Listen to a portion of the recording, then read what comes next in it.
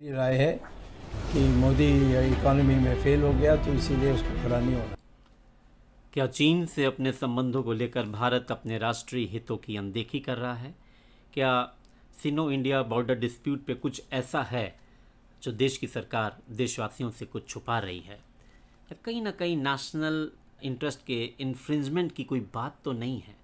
ये मुद्दा फ़िलहाल चर्चा में है, और चर्चा में सिर्फ इसलिए नहीं है क्यों अपोजिशन पार्टीज़ के लोग ये मुद्दा उठाते रहते हैं, बल्कि इवन भारतीय जनता पार्टी के एक बड़े नेता सुब्रमण्यम स्वामी ने अपने ऑफिशियल ट्विटर अकाउंट से भी, तमाम प्रेस कॉन्फ्रेंस में, तमाम सेमिनार पर उन्होंने देश के नेतृत्व पर चीन के साथ कंप्रोमाइज़ करने का आरोप लगाया है। हालांकि वो मोदी पे तमाम तरह के पर्सनल अटैक भी कर रहे हैं, मोदी के हिंदुत्व पे भी बात उठा रहे हैं कि वास्तव में वो अपने हिंदुत्व आइडियोलॉजी को इम्प्लीमेंट सही से कर रहे हैं कि नहीं कर रहे हैं। देश की इकोनॉमी पे भी वो बता रहे हैं कि सही तरीके से हैंडल नहीं किया जा रहा है। पर विदेश नीति को लेकर के उनका सबसे बड़ा अटैक है, वो भी उसमें स्पेशली भारत और चीन के संबंधों को लेकर। तो आज की हमारी चर्चा इसी मुद्दे की पड़ताल की है। मैं आशीष मिश्रा आपका स्वागत करता हूं। भारत और चीन के संबंधों की अगर ऐतिहासिक पृष्ठभूमि में हम जाएं, तो भारत और चीन की सीमा को लेकर के आज़ादी के पहले 1914 में हेनरी मैकमोहन 1914 में एक शिमला अकॉर्ड हुआ था, और हेनरी मैकमोहन एक निगोशिएटर थे ब्रिटिश इंडिया की तरफ से। तो उन्होंने भारत और चीन की सीमा के बीच में एक डिमार्केशन के लिए उन्होंने एक बैठक की थी, जिसमें तिब्बत भी एक तीसरी पार्टी था, क्योंकि तिब्बत का भी एक एरिया जो कि अरुणाचल प्रदेश और जम्मू कश्मीर के एक एरिया, लद्दाख के एरिए को छूता हुआ आता है, उस पूरे एरिए के उस समय भी ब्रिटिश इंडियन के गवर्नमेंट ने भी एक सीमा खींची गई थी। एक कोई साइंटिफिक मेजरमेंट तो नहीं हुआ था, लेकिन एक इमेजिनरी लाइन थी, एक एरिया का डिमार्केशन हुआ था, और कमोबेश वही डिमार्केशन आज़ादी के बाद भी चलता रहा। 1946 से 49 के बीच में, जब कम्युनिस्ट रिवॉल्यूशन के बाद कम्युनिस्ट गवर्नमेंट चाइना में बनती है, उसके पहले भारत आज़ाद हो चुका था। नेहरू यहाँ के प्रधानमंत्री थे। माओ जेडुंग जो हैं वहाँ के चेयरमैन बनते हैं कम्युनिस्ट पार्टी के। और भारत और चीन के बीच में शुरुआत से ही संबंध मधुर रहते हैं, क्योंकि नेहरू की ये पॉलिसी थी कि पड़ोसी देशों के साथ संबंध मधुर रखे जाएं। चीन का एक बड़ा सामाजिक और सांस्कृतिक इतिहास है, और नेहरू खुद एक बहुत बड़े इतिहासकार थे। उन्हें चीन की इम्पोर्टेंस ग्लोबली भी उन्हें मालूम थी कि भविष्य में चीन एक किस तरह से ताकत के रूप में उभरेगा। और चीन उस समय एक शक्तिशाली, क्योंकि चीन उस समय सोवियत संघ के सहयोग के साथ कम्युनिज्म के विस्तार के लिए एक बढ़ता हुआ देश था। खैर, उस समय नेहरू की और माओ सेतुंग की केमिस्ट्री बहुत अच्छी होती है। 1954 में, जैसा हम सब जानते हैं, पंचशील के सिद्धांत की मान्यता भी होती है, पंचशील का समझौता भी होता है, 5 प्रिंसिपल ऑफ को एग्जिस्टेंस की बात होती है, हिंदी चीनी भाई भाई का नारा दिया जाता है।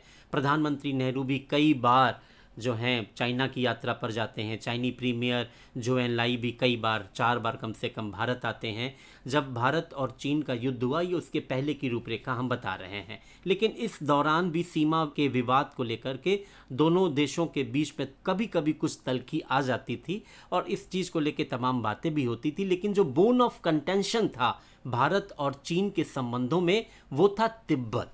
तिब्बत को हमेशा अपना भूभाग चाइना मानता था। 1950 में चाइना ने पूरा कब्जा तिब्बत के एरिए पर कर लिया था, और भारत ने हालांकि इसमें हस्तक्षेप करने की कोशिश डिप्लोमेटिक रूप से की थी। भारत चाहता था कि जो तिब्बत की जो लोकल गवर्नमेंट है, लोकल सेल्फ गवर्नमेंट है, वो बनी रहे, और मिलिट्री और दूसरे एस्पेक्ट पे चाइना वहाँ पर ज़रूर अपनी प्रेजेंस रखे, लेकिन उसके सेल्फ रूल को वो मानता रहे। लेकिन चाइना किसी भी तरह के इंटरवेंशन को मान्यता नहीं देता था। न सिर्फ चाइना की कम्युनिस्ट पार्टी, बल्कि इसके पहले की जो नेशनलिस्ट गवर्नमेंट थी चियांग काई शेक वाली, वो भी तिब्बत पर अपना नियंत्रण चाहती थी। खैर, तिब्बत में चूँकि तिब्बती बौद्ध लोग हैं, बौद्ध धर्म भारत में जन्मा है, बढ़ा हुआ है, एक इमोशनल कनेक्शन है। जब चाइना वहाँ की सॉवरेंटी को इन्फ्रिंज करके अपनी संप्रभुता तिब्बत पर कायम करता है, तो उस समय वहाँ तिब्बत की राजधानी लासा में एक रिबेलियन मूवमेंट चाइनीज़ गवर्नमेंट के खिलाफ, चाइनीज़ संप्रभुता के खिलाफ खड़ा होता है।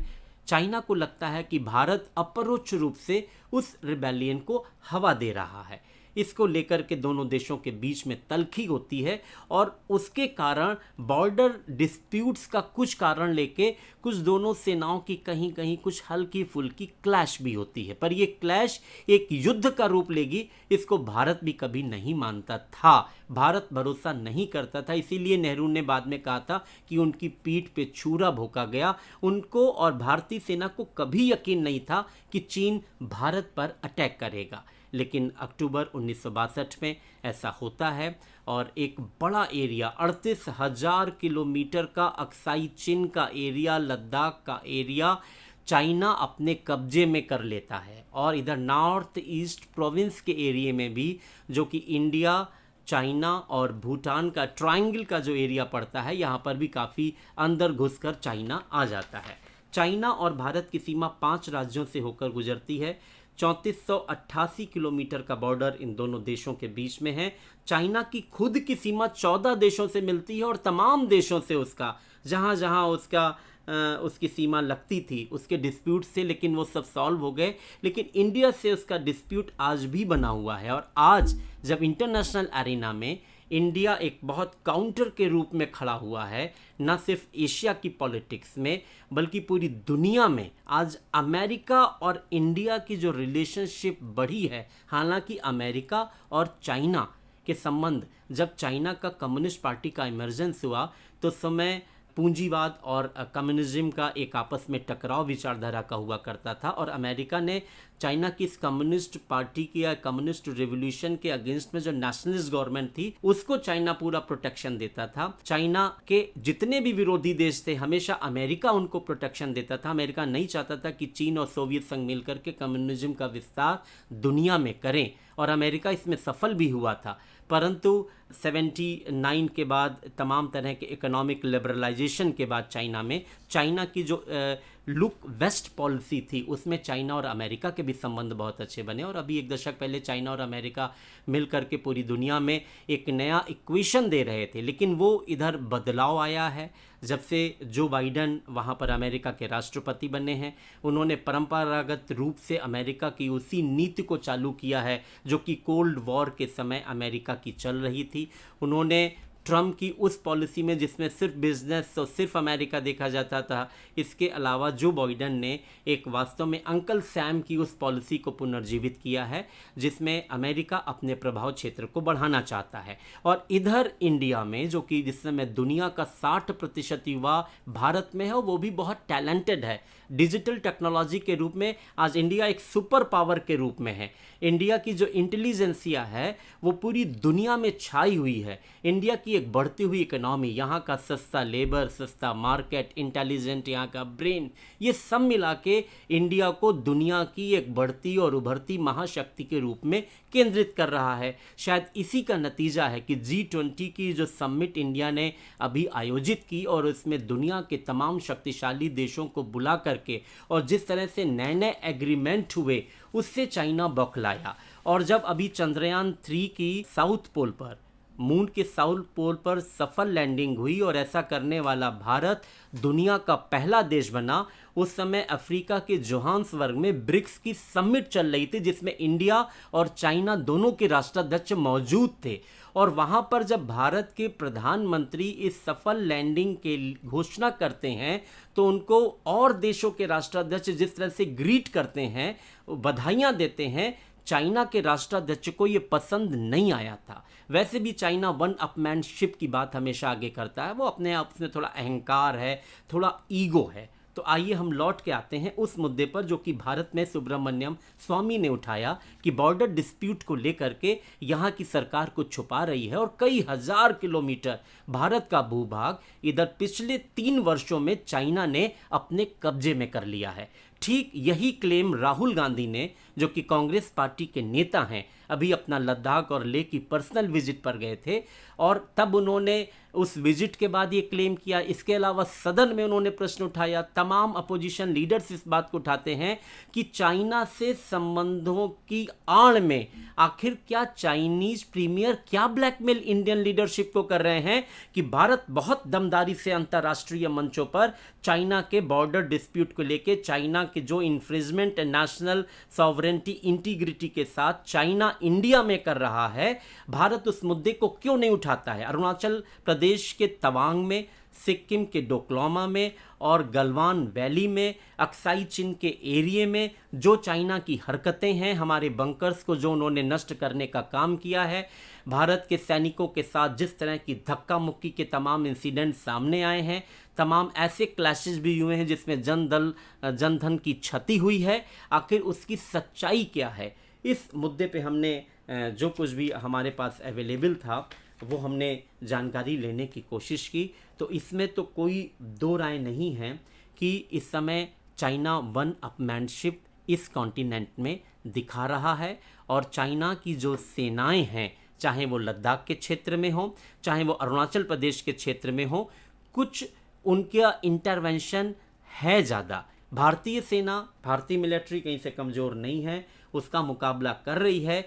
अभी देश के रक्षा मंत्री राजनाथ सिंह ने सदन में जो बयान दिया उसी को ऑफिशियल बयान माना जाएगा, उसी को भारत देश का ऑफिशियल स्टेटमेंट माना जाएगा कि हमारे यहाँ ना कोई आया है ना कोई गया है, भारत की सीमा यथावत है, सुरक्षित है। फिलहाल हम लोग उस पर पूरा भरोसा करते हैं कि देश की संप्रभुता के साथ वर्तमान सरकार किसी तरह के समझौता नहीं कर रही है। अब हम चाइना की बौखलाहट बताते हैं और उसमें इंडिया को किस तरह की प्रिपरेशन करनी चाहिए, इससे भी हम लोग कुछ चर्चा कर लेते हैं। इस समय जो G20 की समिट हुई तो India, US, UAE, EU, France और इटली, जर्मनी ने एक MOU साइन किया, India Middle East Europe economic corridor IMEC। ये बहुत बड़ा इकोनॉमिक कॉरिडोर होगा जो भारत और मिडिल ईस्ट होते हुए यूरोप को जोड़ते हुए अमेरिका तक इसका कनेक्शन होगा, और इसमें तमाम तरह के आवाजाही के, तमाम तरह के इकोनॉमिक रिलेशंस को इम्प्रूव करने के, इंफ्रास्ट्रक्चर बनाने को लेकर के ये एक काउंटर है जो कि BRI belt and road initiative 2013 में चाइना ने पूरी दुनिया में अपनी इकोनॉमिक बादशाहत को कायम करने के लिए तकरीबन 150 देशों को मिला के, यानी दुनिया के 2/3 देशों को मिला के एक सिल्क रूट, जिसे प्रोजेक्ट ऑफ द सेंचुरी कहा गया था, वो कॉन्सेप्ट शुरू किया था, और अक्टूबर में उसकी 10वीं वर्षगांठ है, और जिसमें इस G20 की समिट के सफलतापूर्वक होने के बाद चाइना, जो कि इस समय चिढ़ा हुआ है, चाइना के प्रीमियर की बॉडी लैंग्वेज देखें, अभी इंडो कनाडा का जो डिस्प्यूट हुआ खालिस्तान एंगल को लेकर के, उसमें भी उन्होंने कुछ ऐसा इंडिया को डिस्प्यूटेड उन देशों के सामने खड़ा करने की कोशिश की कि बताया कि यूरोप और अमेरिका के सामने कि ये आपके बहुत ही ये कॉन्फिडेंट पार्टनर नहीं हो सकते हैं। कनाडा, हालांकि कनाडा और चीन के संबंध भी बहुत अच्छे नहीं हैं, पर इस मुद्दे पर उन्होंने कनाडा के साथ अपनी रेपो अच्छी करने की कोशिश की।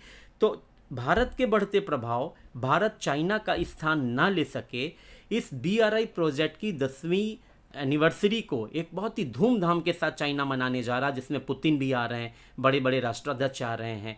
एक तो ये चाइना की बौखलाहट आप देखिए, दूसरी आप देखिए कि चाइना भारत के जो चंद्रयान 3 मिशन की सफलता को भी अब क्वेश्चन कर रहा है, सीधे ना कह करके वो अपने टॉप मोस्ट साइंटिस्ट जो कि हमारे सोमनाथन जैसे हैं, जो कि इसरो के चीफ हैं, वहाँ उनके जो लूनर मिशन के चीफ हैं, उन्होंने भारत के इस दावे को खारिज किया है कि भारत का चंद्रयान 3 जो है साउथ पोल पर उतरने वाला दुनिया का पहला मिशन है। उन्होंने कहा कि ये उनका क्लेम गलत है, जो एग्जैक्ट साउथ पोल है उससे करीब 600 किलोमीटर दूर इंडिया का जो है विक्रम लैंडर जो है वो लैंड किया, इसलिए भारत पहला वो देश नहीं है।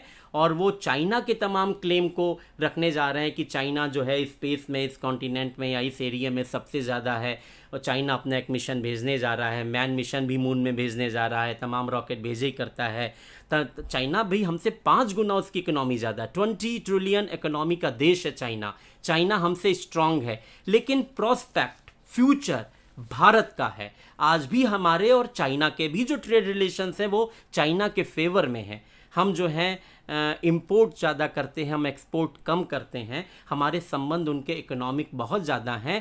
पर जो ये नया रूट इंडिया और अमेरिका ने प्लान किया है मिडिल ईस्ट और यूरोप होते हुए IMEC का, और इसके अलावा G20 में जिस तरह से अफ्रीकन सबकॉन्टिनेंट को प्रधानमंत्री मोदी ने शामिल किया है, जिस तरह से अफ्रीकन मार्केट पे अब इंडिया भी अपना कब्जा रखेगा जैसे चाइना रखता है, और इंडिया भी अब डिप्लोमेसी के द्वारा अपने चाहे नेबरिंग कंट्रीज हो या दूसरे काउंटर पार्ट्स हो उसमें अपना इम्पैक्ट बढ़ाने का काम कर रहा है। ये सारी चीज़ें चाइना को प्रभावित कर रही हैं। तो चाइना और रूस देखिए फिर से एकजुट हो रहे हैं।